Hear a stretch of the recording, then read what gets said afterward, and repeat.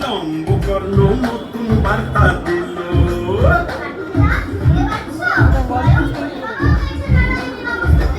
এসব দেখে নারায়ণ বাবু হাসেন দূর থেকে, তার বানানো চরিত্র